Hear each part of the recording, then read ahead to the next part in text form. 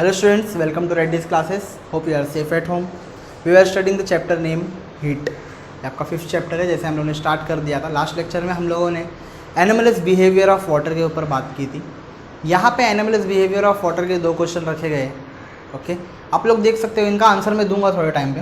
देखो, इन reason with cold climate, जैसे इस वाली की बात कर रहा है कि कोल्ड क्लाइमेट का टेम्परेचर कभी कभी क्या हो जाता है, बिलो 0 डिग्री चला जाता है। 0 डिग्री के बिलो चले जाना मतलब क्या, 0 डिग्री सेल्सियस के बिलो मतलब क्या, -1 डिग्री, -2 डिग्री ऐसा चले जाता है।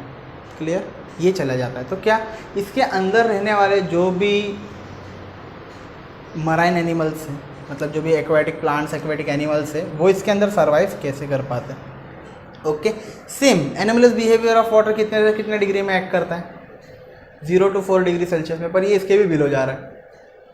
ओके, उसके भी बिलो जा रहा है। तो यहाँ पे क्या हो रहा है एग्जैक्टली कि ऊपर का लेयर बस ये हुआ है, अंदर का पानी इतना ये नहीं हुआ है। इसके लिए एक अच्छा सा आंसर आपके लिए बन सकता है इसको समझने के लिए।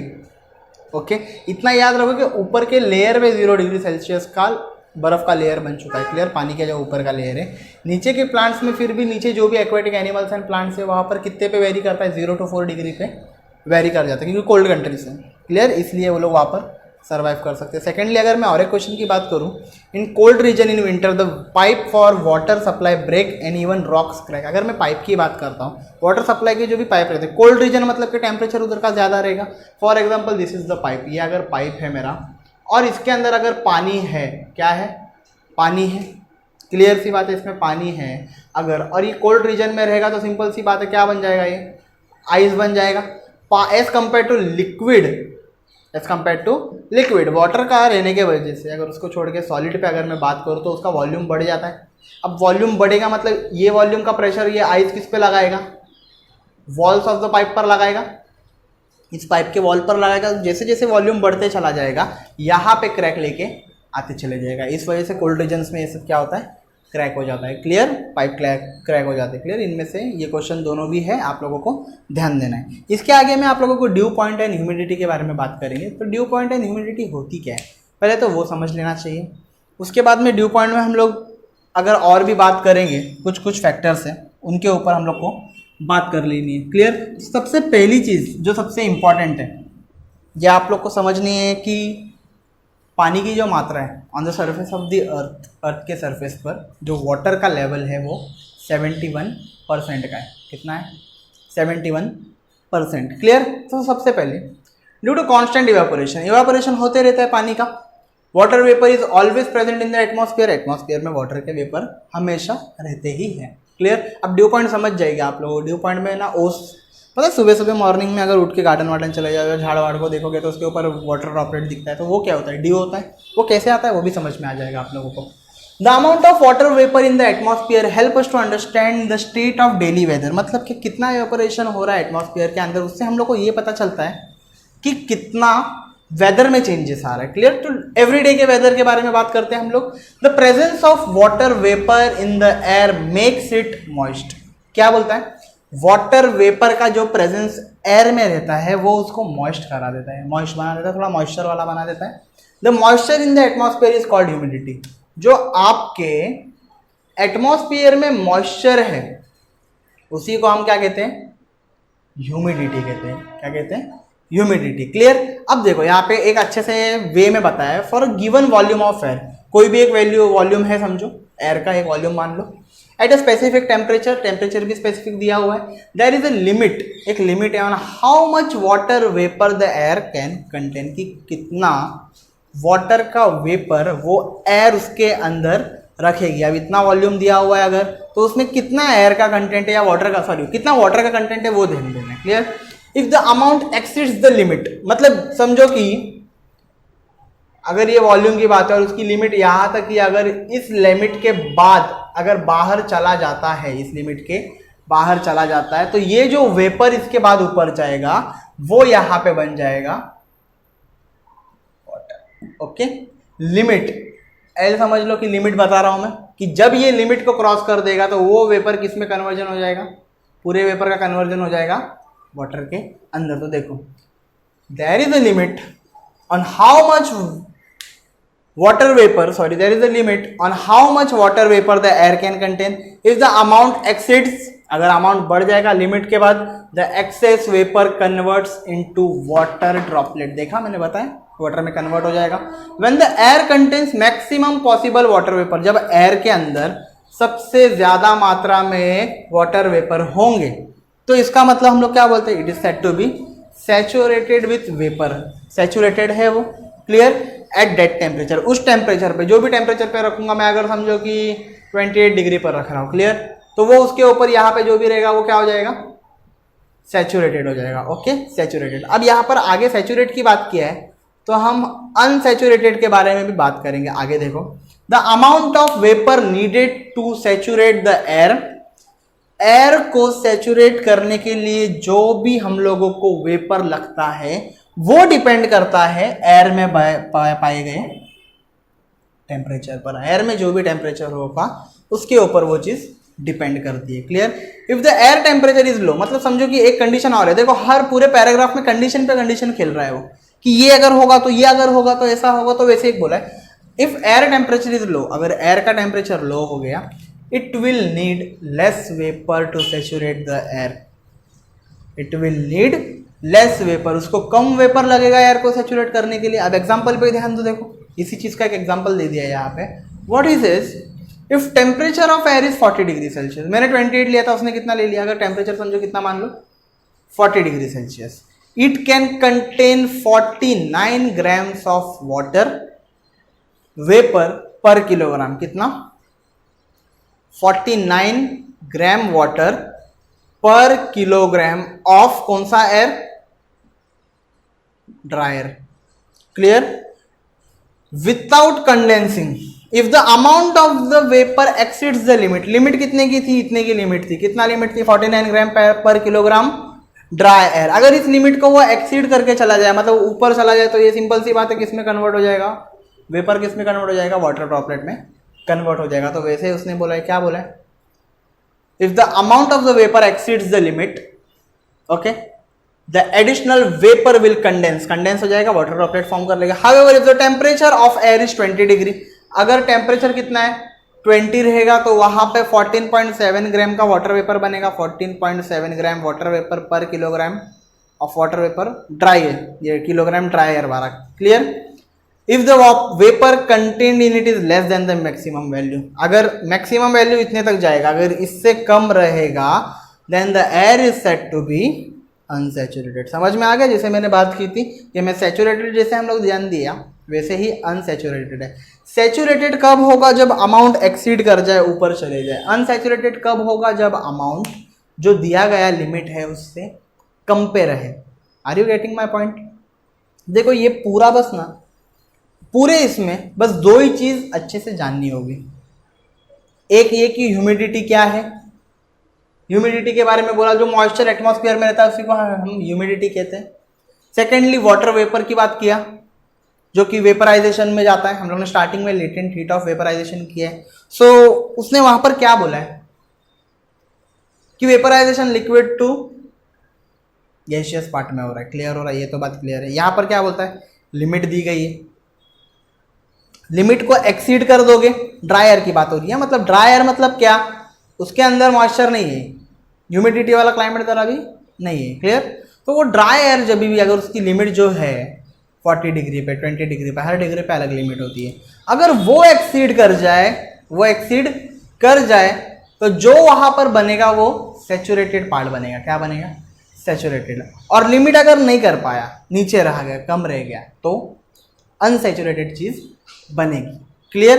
तो यहां पर एक चीज जो अब सबसे मेन जानना है हम लोगों को, इससे जो भी रिलेशन में आया वो इसका ये पॉइंट है, क्या है, ड्यू पॉइंट, और वो इन्हीं लाइनों में दिया है। चलो मैं आप लोगों को ये लाइन दिखाता हूं। Late us start with the due point temperature.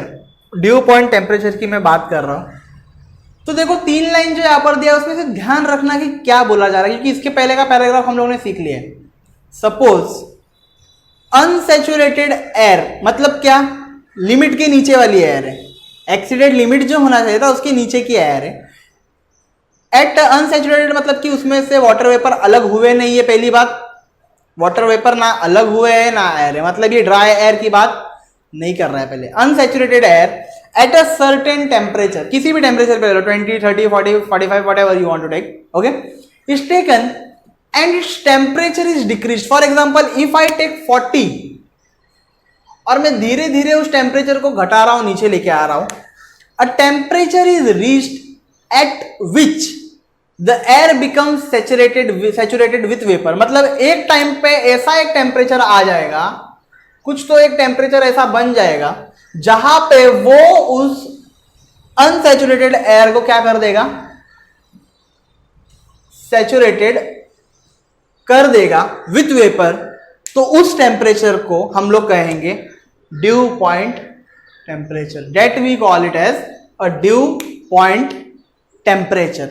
अब ये चीज आप लोगों को रात में देखने मिलती है कि रात में अनसैचुरेटेड एयर होती है और धीरे धीरे धीरे क्या होता है, जैसे रात चली जाती है, टाइम चलते चले जाता है, तो वहाँ पर क्या होता है कि जो टेम्परेचर है वो चेंज हो रहा है, एयर की वजह से चेंज हो रहा है. तो अचानक से जो अनसैचुरेटेड एयर है उसमें से जो भी सैचुरेशन के प्रोसेस में लेके आ जाता है, तब जाके जब सैचुरेट हो जाएगा तभी तो वाटर ड्रॉपलेट फॉर्म होते हैं. और वही वाटर ड्रॉपलेट आप लोगों को पत्तों पर देखने के लिए मिलते हैं. यही आपका ड्यू पॉइंट है. तो समझ में आ गया ये पूरा लाइन अच्छे से.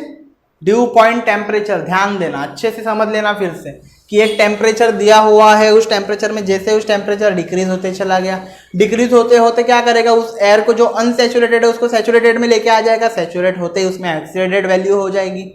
ओके, वेपर की वैल्यूज एक्सीड हो जाएगी. वेपर की वैल्यू एक्सीड होते ही क्या बन जाएगा, वहाँ पे वाटर ड्रॉपलेट बन जाएगा. उसी के बारे में वो ड्यू पॉइंट टेम्परेचर में बताता है. आगे क्या बोलता है, अब देखो हम लोगों ने ह्यूमिडिटी सीखी.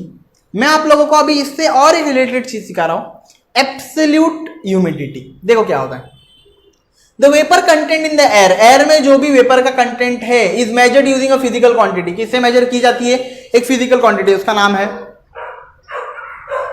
Absolute humidity. उसको हम लोग क्या कहते हैं, एब्सोल्यूट ह्यूमिडिटी. अब आगे, the mass of the vapour present in unit volume of the air is called absolute humidity. और एक चीज इसने बोला, द मास ऑफ वेपर, मतलब वेपर का जो भी वजन प्रेजेंट है unit volume of the air में, उसको हम कहते हैं एब्सोल्यूट ह्यूमिडिटी.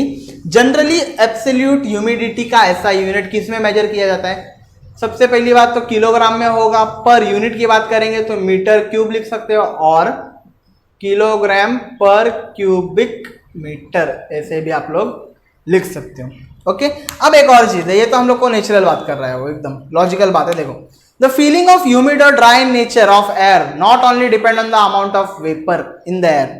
मतलब कि जो ह्यूमिडिटी की बात कर रहे हो तो नेचर में जो भी या फिर सूखा सूखा नेचर लग रहा है, क्या वो बस वेपर पे डिपेंड है, अमाउंट ऑफ वेपर पे डिपेंड है? नहीं, but it is also depends on how close that amount is for making the air saturated with vapour. किस पे डिपेंड करता है कि वो कितने नजदीक है उस अमाउंट से जिससे कि अनसैचुरेटेड एयर सैचुरेटेड में कन्वर्ट हो जाए. इसका मतलब अब वो जो उसको लेके आएगा, क्लोज लेके आएगा, नजदीक ला रहा है. मैं 40 पे था तो मैं 30 पे लेके आ रहा हूं. जो क्लोज लेके आ रहा है, कौन लेके आ रहा है, टेम्परेचर लेके आ रहा है. कौन लेके आ रहा है, टेम्परेचर. तो वहां पर टेम्परेचर याद करें इसके लिए, it means that it depends on the temperature of the air.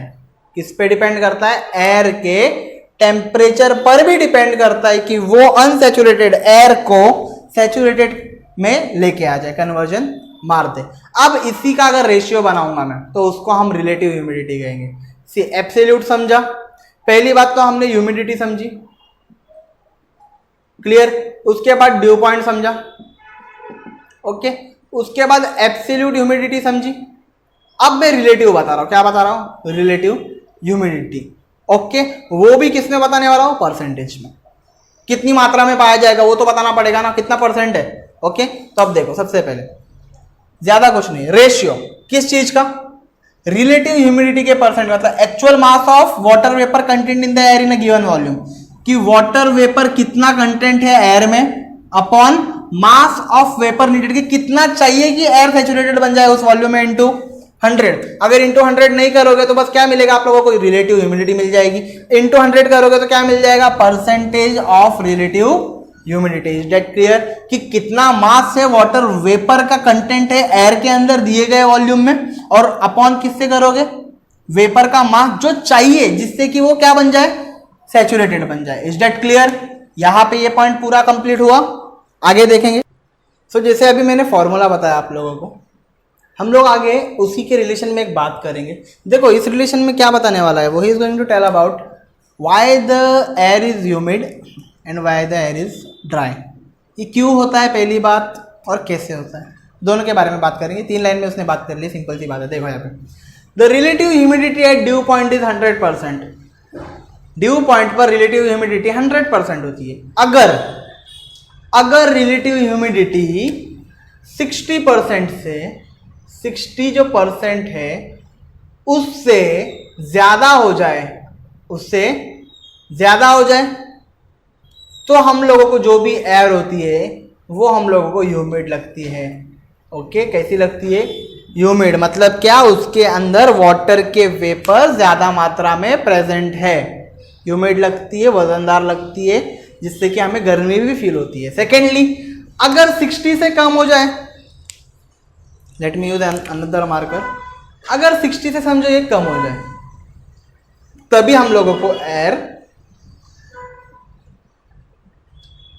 Dry लगती है। एयर कैसा लगता है? ड्राई लगता है। तो कितने लोग आप में से एसी में सोते हो? तो जो भी एसी में सोते हैं तो वहां पर उनके लिए एक बात है कि वो ड्राई एयर फेंकता है बाहर। क्या फेंकता है? ड्राई एयर, इसीलिए तो एकदम ठंडी लगती है। समझ रहे हो? तो वो ड्राई एयर होता है। तो यहाँ पे रिलेटिव ह्यूमिडिटी जो है वो 100% है ड्यू पॉइंट पे। अगर 60 जो उसका एक लिमिट है एक्सीड हो जाए तो ह्यूमिडिटी बढ़ जाएगी, ह्यूमिड हो जाएगा क्लाइमेट। कम हो जाए तो ड्राई हो जाएगा। एयर जो भी बनेगी वो एयर एक टाइम पे ह्यूमिड बन रही है, एक टाइम पे ड्राई बन रही है। दैट्स इट, इतनी बात कर रहा हूँ। आगे अब मैं थोड़ी सी एक और बात करेंगे जहाँ पर हम विंटर सीजन को लेकर के बात करने वाले हैं, ठंडी के दिन है। तो कितने लोगों ने एरोप्लेन को उड़ता हुआ देखा है?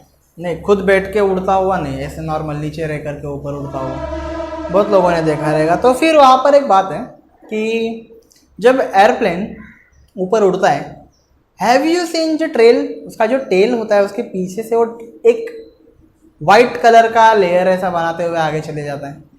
और बचपन में आप लोग बोलते थे कि रॉकेट गया, वो वैसा कुछ नहीं रहता है। उसके बारे में आज हम लोग सीखेंगे। थोड़े से बारे में बात कर रहा है वो कि क्या है वो और क्यों हो रहा है, what is the reason behind it. See during winter season you may have observed a white trial at the back of a flying plane in a clear sky. एकदम स्काई क्लियर है, सिंपल सी बात है। Winter के season था तो फिर clear sky रहता है, ठंडी के दिन होता है एकदम। तो जैसे एक एयरप्लेन अगर फ्लाई होता है तो उसके पीछे आप लोगों को व्हाइट ट्रेल दिखता है। As the plane flies, the vapor released by the aeroplane engine condenses and forms cloud. वो वहां पर कंडेंस किया जाता है, वो जो वेपर मिल रहा है वो कंडेंस होकर के वहां पर क्या फॉर्म करता है? It forms cloud. Clear? Cloud form करता है। If the surrounding air is having more relative humidity, मतलब इसके आसपास की जो एयर है उसमें अगर ह्यूमिडिटी ज्यादा है, क्या है? ज्यादा है। It takes a long time for the white trial, it takes a long time for the white trial formed by condensation of the vapour to disappear. अगर इसके आसपास में एयर जो है ज्यादा ह्यूमिडिटी वाला सराउंडिंग वेपर लेके घूमता है तो ये जो क्लाउड उसने बनाया है इसको डिसअपियर होने के लिए क्या लगता है? टाइम लगता है, जो कि ज्यादा लगता है। क्लियर? डिसअपियर होने के लिए ज्यादा टाइम लगता है। If the relative humidity of the surrounding air is less, अगर उधर की रिलेटिव ह्यूमिडिटी जो है वो कम है, either the size of the white trial may be small, अगर कम होगा तो या तो इधर जो इतना बड़ा क्लाउड बना है वो इतना छोटा बन के आ जाएंगे, या तो फिर ये फॉर्म ही नहीं होंगे। समझे कंडीशन? कंडीशन सेटिस्फाइड है कि क्या बोलता है वो? ओके, तो पूरी की पूरी चीज किस पे वर्क करती है? रिलेटिव ह्यूमिडिटी सराउंडिंग की। क्लियर? किसकी? रिलेटिव ह्यूमिडिटी, वो भी सराउंडिंग की बात करता है। Is that clear? यहां तक। अब आगे हम लोग बात करेंगे इसके दो ऑब्जर्वेशन देखे हम लोगों ने। Through this two observation we sense the presence of water vapour in the atmosphere. Atmosphere में हम लोगों ने वाटर वेपर का प्रेजेंस देख लिया था। When air cools due to decrease in the temperature, temperature जब कम हो जाएगा तो एयर कूल हो जाएगा, इसका मतलब वो सैचुरेटेड हो जाएगा वाटर वेपर से। इस वजह से अगर वाटर वेपर एक्सेस ज्यादा हो जाएगा तो वो किस में कन्वर्ट हो जाएगा, टाइनी ड्रॉपलेट में। तो वो जो ड्यू पॉइंट है वो डिसाइड करता है, वो किससे डिसाइड हुआ जाता है, amount of vapour in the air, air में जितना वेपर होगा वही तो आगे जाकर टाइनी ड्रॉपलेट बन जाता है, क्योंकि सैचुरेटेड में क्या एक लिमिट होती है, और वो अगर लिमिट की वैल्यू एक्सीड हो गई, अगर लिमिट की वैल्यू एक्सीड हो जाती है तो फिर वहां पर वो saturated air as well as tiny droplets को फॉर्म कर लेगा। यहां पे आपका dew point and humidity complete होता है। Let us start with unit of heat. अब हीट को यूनिट है, ऑब्वियसली हम लोग जो भी चीजें सीखते हैं उसको कोई ना कोई यूनिट होती है। इफेक्ट्स ऑफ इलेक्ट्रिक करंट में हम लोगों ने यूनिट ऑफ हीट सीखी थी, जूल्स। क्या सीखी थी, जूल्स सीखा था। क्लियर। तो चलो आ जाते हैं हम लोग यहाँ पर, हम लोग बात जो करेंगे जूल में तो रहता ही है, पर हम लोग बात करेंगे यहाँ पर सीजीएस सिस्टम में। किसमें, सीजीएस सिस्टम में। उसको हम लोग कैलोरी के वे में बात करते हैं। किस में बात करते हैं, कैलोरी। क्लियर। अब देखोगे आप लोग कैसे होता है। First of all the unit of heat are joules in SI unit, SI systems में जूल्स है, एंड सीजीएस में क्या है, कैलोरीज है। The amount of heat necessary to raise temperature of 1 gram of water by 1 degree Celsius, कि कितना heat लगेगी जिससे कि 1 ग्राम पानी को 1 डिग्री सेल्सियस से बढ़ा दूं। मतलब क्या, सिंपल सी बात है, 14.5 डिग्री सेल्सियस से 15.5 डिग्री सेल्सियस, मतलब दोनों में कितना बढ़ा, 1 डिग्री बढ़ गया। उसी को हम लोग कहते हैं 1 calorie heat. What we call it as a 1 calorie heat. Similarly उसी वे में अगर मैं बात करूं, 1 ग्राम की बात कर रहा था ना, अगर 1 केजी की बात करूंगा तो ये कैलोरी जो था वो किलो कैलोरी नहीं बन जाएगा। ये ग्राम में बात कर रहा था ना मैं, अब मैं केजी में बात कर रहा हूं, तो केजी में करूंगा तो किलो कैलोरी की बात करूंगा ना। That's why similarly the amount of heat necessary to raise the temperature of 1 kilogram, जैसे 1 ग्राम था वैसा 1 kilogram of water by 1 degree Celsius from 14.5 degree Celsius to 15.5 degree Celsius is called 1 calorie heat. और इससे सीधी बात, 1 calorie मतलब अगर 1 kilo 1000 ग्राम होता है तो 1 किलो कैलोरी 1000 कैलोरी के इक्वल हो जाती है। किसके इक्वल हो जाती है, 1000 कैलोरी के इक्वल हो जाती है। नीचे जो आप लोग एक बॉक्स देख सकते हो, वहां पर उसने आप लोगों को जूल्स जो साइंटिस्ट है उसके बारे में उसका इंट्रोडक्शन दिया हुआ है। आगे नेक्स्ट लेक्चर में मैं आप लोगों को सिखाऊंगा what do we mean by specific heat capacity. उसके रिलेशन में कुछ फॉर्मूले सीखेंगे, मतलब यहाँ से न्यूमेरिकल पार्ट स्टार्ट हो जाएगा। उसके बाद में जो नेक्स्ट पार्ट है वो है हीट एक्सचेंज की, हीट कैसे एक्सचेंज की जाती है। ओके, और उस पर भी कुछ फॉर्मूले बात करेंगे और एनर्जी के बारे में भी थोड़ी सी बात करेंगे। So till then stay safe, stay home, thank you.